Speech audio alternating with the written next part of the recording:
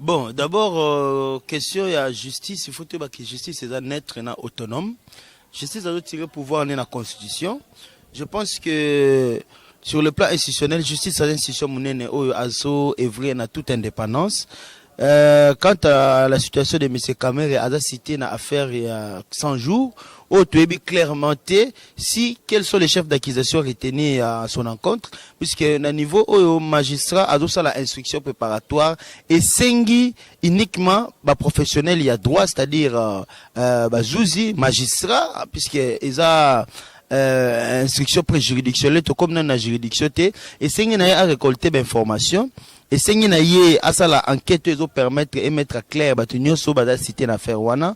Je pense que ce qui a constitué dossier n'est à couper sango juge naturel il y a Caméré puisque juge naturel n'est à cour de cassation n'est à koyeba poursuivre devant la justice pour la chef d'accusation Mokile Koyeba et puis procès dans la République. À ce moment-là, l'opinion sera éclairée puisqu'il est cité dans l'affaire des 100 jours. Mais biso tokolo bate que magistrat retenu pour la corruption, pour le détournement, pour l'enrichissement illicite. Donc, et ça va prérogative faut ils vont revenir dans magistrat puisqu'à ça on a niveau enquête.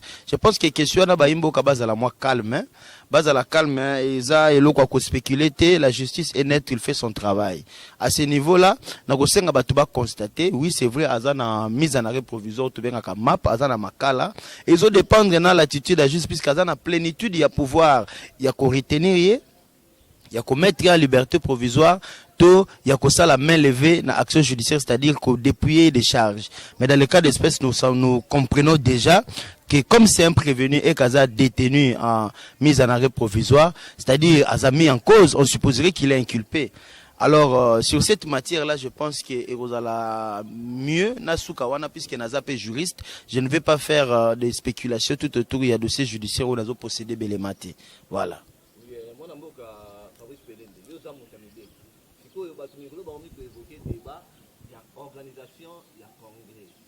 Est-ce que chef de l'État a responsable devant l'Assemblée nationale devant le Sénat devant justice? Bon, la minute il faut d'abord que le chef de l'État a prononcé état d'urgence. Où il y a ordonnance présidentielle, où il y a depuis la institution sur la République, na prérogative en faveur du président de la République. Mais état d'urgence wana, il y a état d'urgence, mais plus l'instabilité institutionnelle est causée dans la pandémie autobengi coronavirus, donc Covid-19. Et mettre à mal le bon fonctionnement de l'institution selon l'esprit de l'article 85. Puisque avec ton autorisation, et que si on a tangué la baimbo la constitution, bazumeka kozwa idée pour comprendre que maramtozolo ba ezo wuta na mitu na bisote eza mibeko likonzi na biso ndenge lobi. Avec ton autorisation, et si on a tangué à disposition wana, nazotanga article 85. Article 85 et lobby.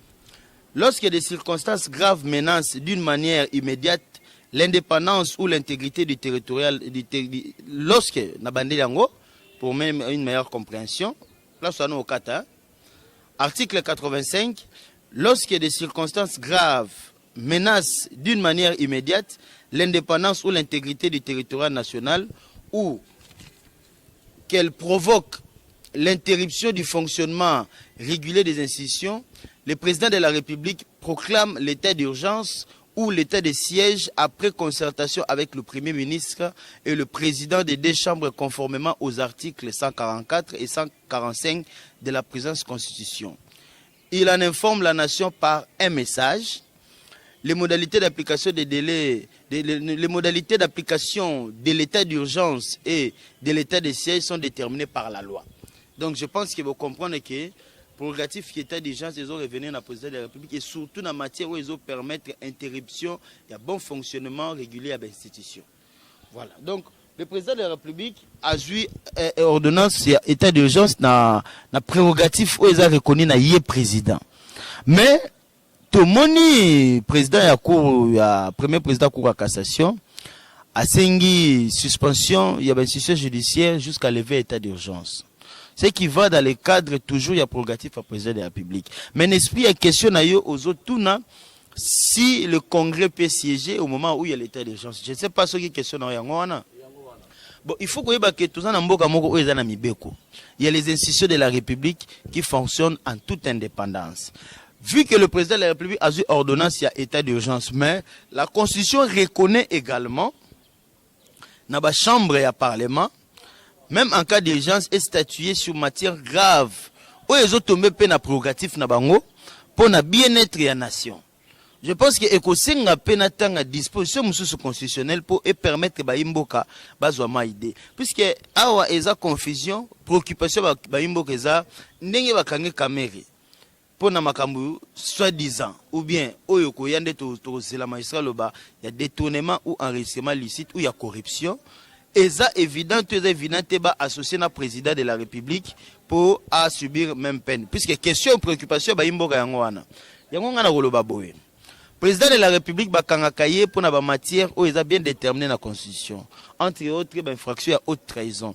Mais notre constitution a lobby a fongoli ba brèche même na infraction, même na matière où ils ont senga où sali détournement illicite. Président de la République a impliqué na kati aza susceptible de tomber na jour wana ya corruption.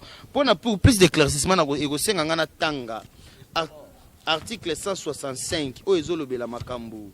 Il y a incrimination à chef de l'État par rapport à fonctionnaire à exercer.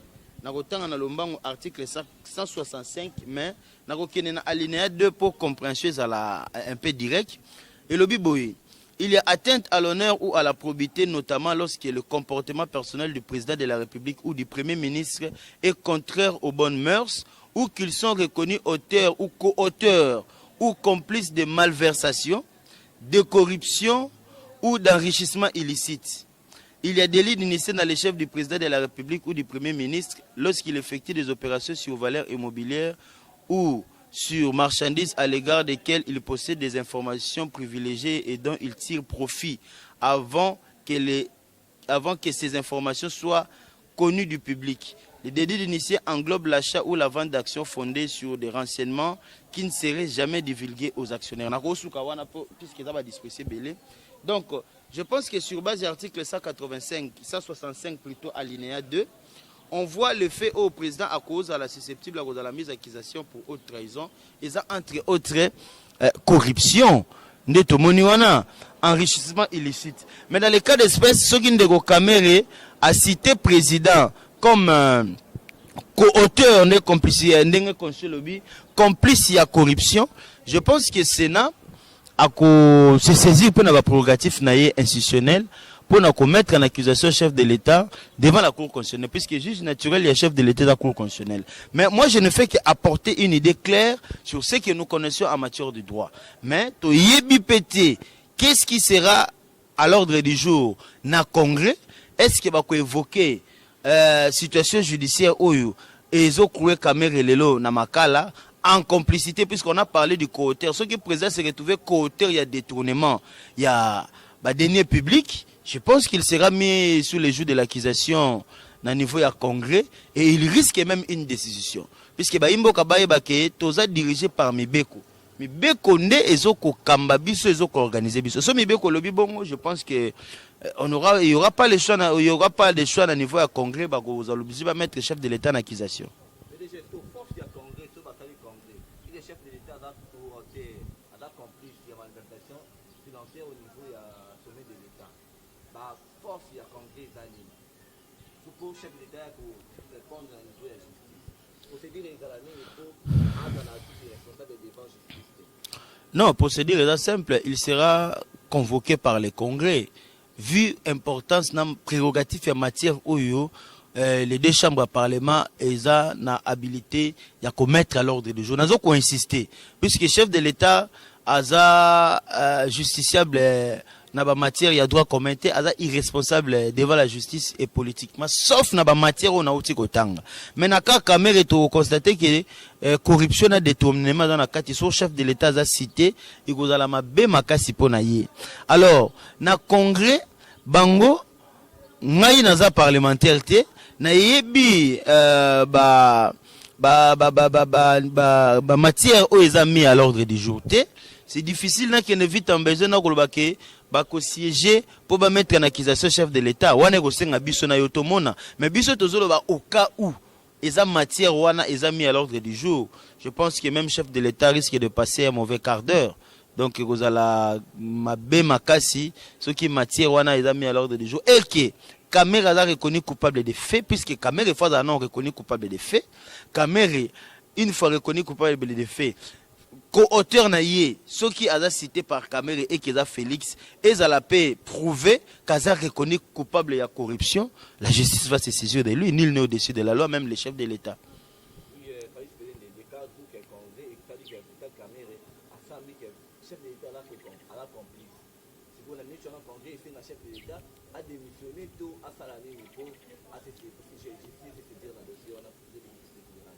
Bon, il y a un lobby qui ne vit en besoin de na cadre d'analyse. Oui, na cadre d'analyse, ceux qui a cité na dossier à corruption aux Hollanda et qu'il y a de preuves l'incriminant. Puisque ceux qui ont condamné Kamere, donc on supposerait qu'il y a eu détournement. Et qu'il y a un cas de détournement, Kabila, Félix plutôt a cité également. Et qu'il va constater qu'il va faire, citer Félix, il y a de preuves. Il sera mis en accusation comme tout citoyen. Puisqu'il a violé matière où ils ont revenir dans la prérogative constitutionnelle au chef de l'État qui a violé, c'est-à-dire détournement, corruption, enrichissement illicite. Je pense que Wana est vraiment clair qu'il a mis en accusation, va destituer comme président de la République, afin qu'il va poursuivre Kangaye PA Salaboloko.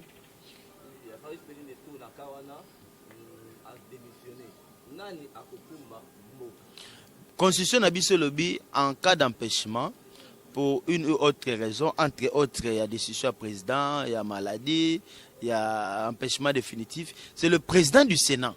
Donc, ce qui est mis en accusation est commis à chef Yachisekedi et Kaza reconnu coupable des faits et que le Parlement a mettre, donc Congrès a mettre en accusation, fait reconnu, a destitué. Donc, automatiquement, c'est le président du Sénat qui assume l'intérim du président de la République. Donc, actuellement, le président du Sénat, c'est Alexis Thambwe Mwamba. C'est lui qui sera le chef de l'État pendant l'obligation de convoquer des élections. Ceux qui n'ont 6 mois de salamité, mais bien qu'on a vu ce lobby, accélérer 3 mois. Donc, d'ici 9 mois, il faut tous les élections, Moussoussa Sika, na président Moussoussa Sika. La transition, c'est 6 mois selon la Constitution. Si le temps ne permet pas, sans Félix.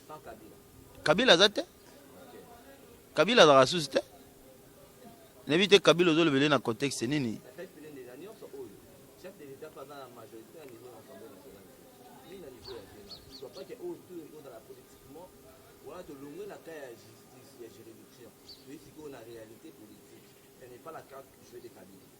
mais biso to ebisa bino biso bato la monga que parlement on est dangereux. Parlement on est taillé sur mesure pour nous répondre en obéissance à Kabila. Pour constater en haut et puis to ebisa bino que loi moko te malamu ko na parlement qui est en faveur à peuple. To ebisa bino en il y a des langues qui doutaient, il y avait des sceptiques parmi tous parmi plus d'un. Mais le lot to constater que ceux qui mis en accusation, il y a Félix et Salamé na deux chambres na parlement, Sénat, na parlement. Tu sais qu'il n'aura pas de chance puisque le FCC basa na majorité écrasante. Donc il suffit mot d'ordre quoi yawana et bango tout ba dans la couleur wana et aucune tendance, aucune force politique au côté mais le bango na parlement puisque oyebi basa majoritaire à 80%. Et dans le Parlement et dans le Sénat. Donc, je pense que côté on a vraiment la chance de s'en sortir, puisque la représentativité parlementaire est faible et peut permettre de défier FCC dans le Parlement. Est-ce que dans le politique au sommet de l'État et bon, en quelque sorte, oui, en quelque sorte, non. En quelque sorte, oui, c'est-à-dire la justice, ça dans la cuisine, tant qu'à Pessibiso suite, tu as la difficulté à positionner de soins des Okendi.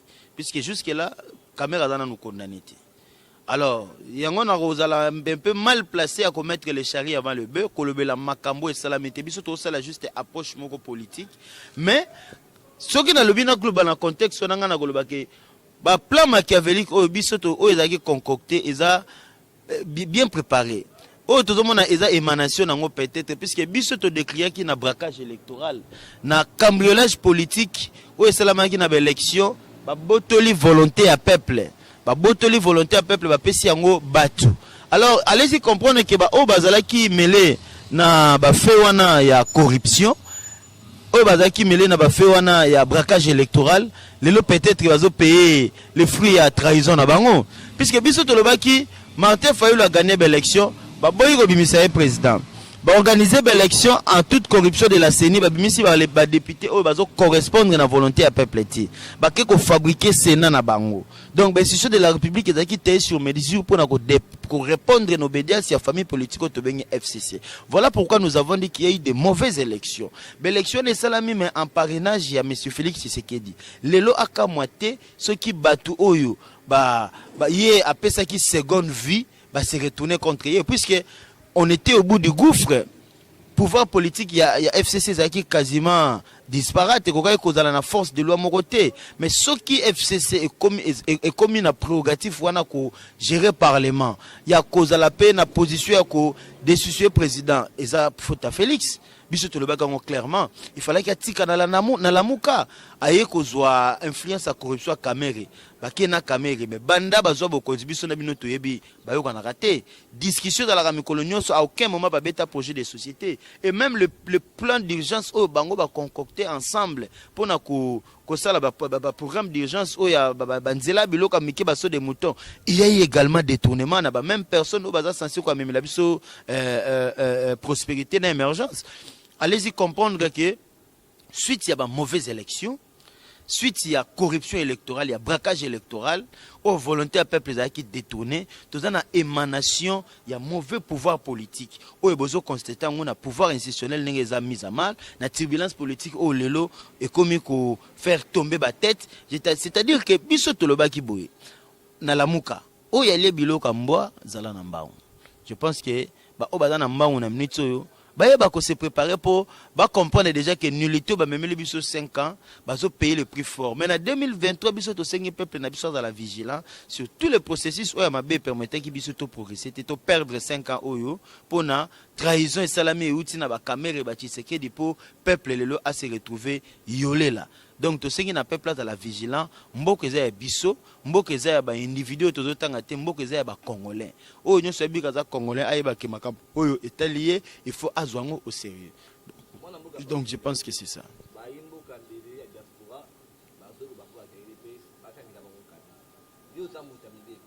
Quelles sont les procédures ou quelle est la procédure où il faut se faire avec Kabila la minute en tant que sénateur à vie à attendre et pour faire une justice pour qu'il ne ressemble. Mais na minute au Kabila aza justifiable comme tout commun des mortels.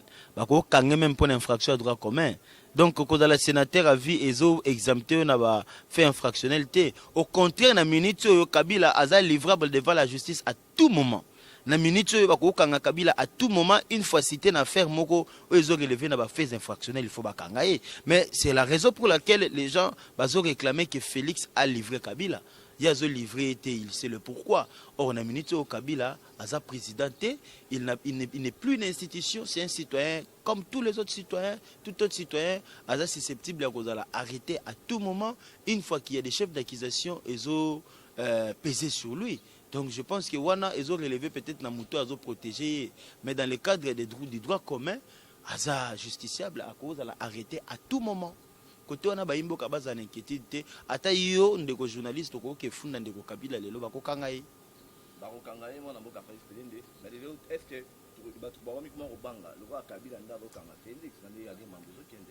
Bon, Nagolobate que Kabila est trop malin. Non, mais sauf que le coup a été bien préparé. Et Zande Bato Baki Kokota Nabuzoba Kabila va payer les pots cassés.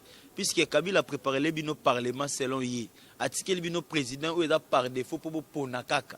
Mais en réalité, il n'a pas impacté en rien na influence politique puisque Kabila contrôle les deux chambres du parlement. Où il y a des institutions législatives, où il y a les konzi, où il y a permettre Mboke Kende Liboso, ceux qui ont contrôlé. Et puis, au moment que le président aussi a la plénitude, il y a institutionnalité, même Congrès, les leçons qui est kangié, l'infraction, il y a haute trahison, une infraction à corruption, à détournement, à commettre une accusation. C'est le cas d'espèce où tous ont constaté ce qui est ça, même Félix peut être arrêté. Pourquoi? Parce que le Parlement n'est pas à son avantage. Parlement n'est pas à son avantage, est-ce que de l'autre par exemple, va interpeller les la justice? Tu veux dire que l'IDPS est déjà participé. Est-ce que tu peux s'attendre à un soulèvement ou guerre civile? Mais on a la constitution. Ce qui est constitué le but au Salaboué. Attends, se soulever, qu'est-ce qui va changer? Rien.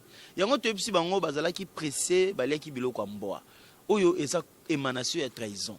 C'est-à-dire ils ont trahi. Qui a trahi sera trahi. Qui a tué par l'épée mourra par l'épée. Et ils ont trahi le peuple. Peut-être que Dieu est juste à faire subir bango méandre et trahison à bango. Au contraire, de bazawana ba se repentir de to senga Félix a senga peuple pardon. Ce que senga peuple pardon, peuple a kolimbisa peuple pas kozala na simana mais soki ye muta memeri biso na kopa miyibi. Azo c'est la biso to ya kokotele pendant que ba miyibi bazolinga bakanga mais to kotala neti ndi balobaka boma nyoka tozotala neti babomaka nyoka baboma puisque biso toza trahi ola senga pardon alingeti alors a payé prix à trahison na après c'est peut-être la monnaie état des droits au tout ça on dirait bon état de droit est un mode régulier à fonctionnement mboka pour la série et prétendre dans le développement il faut mibeko ezala. Donc voilà, je pense que ça dossier mogo oyo et cause à la sensibilité et qu'on faire couler d'enquêter mais sauf que il faut tout comprendre que vrai état des droits et ben une épuration politique. Et ça la acharnement sur Moutou. Quand on parle de l'état des droits, il y a beaucoup de dossiers que nous devons que biso tebi namboka oh babukangalonzo batwana il faut balanda bango, bato ba fibre optique il faut balanda bango, FPI o miyibi batoni du début à la fin il faut bakanga bango. Donc tous les dossiers facilitent détournement des deniers publics. Et ça namboka mboka tamboli pendant 60 ans de corruption. Alors, on va dire que si on va à caméra on va établir l'état des droits. Constatons tout dans mboka o ezaka na ba kuba ezaka na ba surprise tukoyeba soki eza état de droit to eza acharnement to eza règlement des comptes tout ça ça se saura. Je pense qu'aujourd'hui to se limiter na ba analyse oyo nde na tangi ba disposition constitutionnelle ba mboka ba comprendre pe la constitution na ndenge na bango elobi ndenge nini ole ba yoka ekozala quand même une bonne chose. Je pense qu'à ce niveau ngai en tant que juriste en tant que politique politologue na ko suka wana na kota na cuisine interne ba magistrat ni na cuisine interne ya congrès na eba qu'est-ce qu'ils sont en train de préconiser de concocter pour na ba jour à venir. Moi na mboka fa espérer de tout le monde va coronavirus mais le va intéresser c'est la confinement ya vida confinement pour na qui m'a un peu moi ba rapprochement par rapport à ma éviter propagation de maladie coronavirus mais yo zo vanda na Gombe est-ce que ba désinfecter peut tout mina domba tout salami par rapport à une semaine où déjà il y a confinement il y a commune. Bon, je pense que Maramba confinement moi franchement je suis déçu puisqu'ils ont ressemblé à un camp de concentration tous ça séquestré na Gombe awa et puis on sous-entend démocopé pas clair puisque jusqu'à preuve du contraire désinfecter le Moroté l'occupé mutada na maladie il y a rien qui se fait il y a que des blocages des barrières partout alors toujours comprendre on est pris pour cible ou bien il y a quelque autre chose qui se prépare en dessous puisque à mon avis je ne pense pas qu'il y a un coronavirus puisque si le coronavirus tout le monde a peu musala ou relatif na coronavirus mais tout le monde a noté donc c'est très difficile pour nous croire na minute na makambu ya coronavirus wana na Gombe puisque le coronavirus a fait page munene tout le monde a l'état de la mesure prendre en charge population tout ça ce sont des questions que nous nous posons on a cité na minute bazo souffrir bazo crever de faim ils ne savent pas quoi manger l'état ne dit rien donc tout ça ce sont des questions sensibles oyo et sengi na moimboka comprendre que politique mboka na biso ezo kambama lolenge sengilité toza na mboka moko oyo eza protéger na écosystème biso ba pays africain c'est-à-dire climat puisque docteur Raoul a levé clairement que propagation à virus n'engo salama na mekila poto ko salama awate puisque biso toza d'abord protéger na écosystème et la barrière naturelle et ça climat moko chaud ils ont permettre te propagation à virus oyo est adapté na climat wanate mais ba continuer biso bazo kende vite en besoin à présent en prenant des décisions qui met en mal la population au lieu peut-être être observer dans les gestes barrières puisqu'il y a d'autres pays africains aussi bazo observer nos gestes barrières mais biso to na ba réglementation net na poto to copier en fait ce qu'ils font to copier na ba confinement to copier na ba copier subvention te zo prendre en charge peuple. C'est là où on comprend que l'État n'est pas totalement responsable et providentiel, puisque azozo ba mesure mais sans tenir compte de la situation sociale à peuple. Yango tozo boya puisque biso tozo na France te, tozo na États-Unis te, tozo na Congo. Réalité socio-politique économique ya bamboka wana est très différent na biso, puisque après cette histoire de coronavirus tozo na catastrophe économique à makasi oyo peut-être to koka ko se relever te, peut-être qu'il a 5 ans oyo ya Félix Ouettira les 3 ans à kokoka ko sala le logo te, surtout que nenga la mise en accusation se ba destituer mboka ke kota crise politique moko ya makasi, alors que ça très difficile pour la biso ba mboka. Bata service à hygiène ba yete muta yete lisolozo beta maté, et puis bazo continuer ko serrer mesure wana ya confinement, bazo changer ka ba police tozo benga ba ujana bazo, donc incompréhension totale. Même ce qu'on que somba et loka golia il a problème, même ma il a problème botomi to na mito ba kondiwana, qu'est-ce qu'ils se disent to moni banque ezo sala me bakangi supermarché, bakangi pharmacie. Donc on se dit biso to lia banque to lia biloko ya golia atoza na mbongo, il faut zaneloka au somba. So zaneloka au somba te, tu vois, c'est très difficile. Et pour nous qui ne place au somba na cité bazo boyo bima. Donc allez-y comprendre que c'est une situation très difficile. On a comparé na camp de concentration ba nazi na deuxième guerre mondiale. Ningi ba nazi ba banda okanga batu. Yango tozomona soki eza na sanso ba tozomona là, c'est triste et malheureux pour zamboka na biso.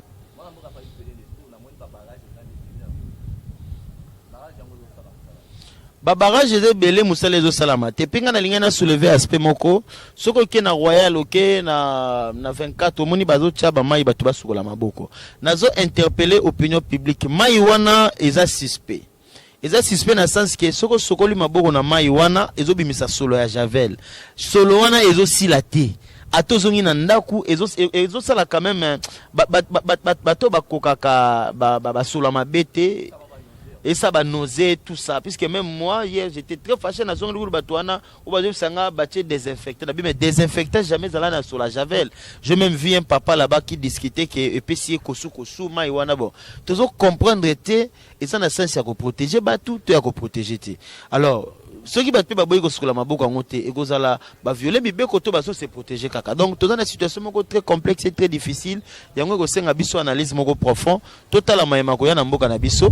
Je pense que Gombeza vide un de bozomona et le gozo bouger zate au mona kaka policier au mona ba mituka ya urgence médicale ba to bazo circuler te na ba service un peu limité où tu peux constater à moko mais ça ressemble à une ville morte.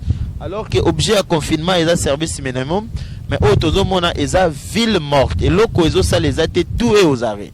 Donc c'est ça qui pose un peu problème.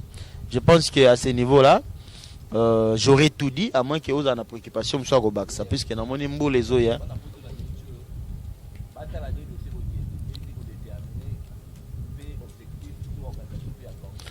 Bon, donc, biso tozana bango, à tout moment, tu peux intervenir, tu peux mettre les chariots avant les bende dans l'obité, tu peux spéculer tout en ayant les éléments, mais ce qui est l'élément, où les autres, tozana ngo zande mona l'élément, où tu as congrès, tu as tribunal, bazana ngo zande ngimokote, donc, tu as la même longueur d'onde, to zélande bango, ba pesa biso, où les résultats, sengele na peuple, pour toi, ba ko analyser.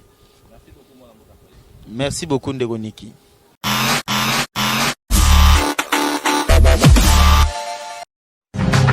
Radio Bissonyoso Congo, RDC, une chaîne au cœur du monde. Vous êtes sur la radio Bissonyoso Congo RDC. Oui, tapez www.radio-congo-news.com, accédez dans notre site et avoir toutes nos informations. Soyez le mieux informés dans le monde.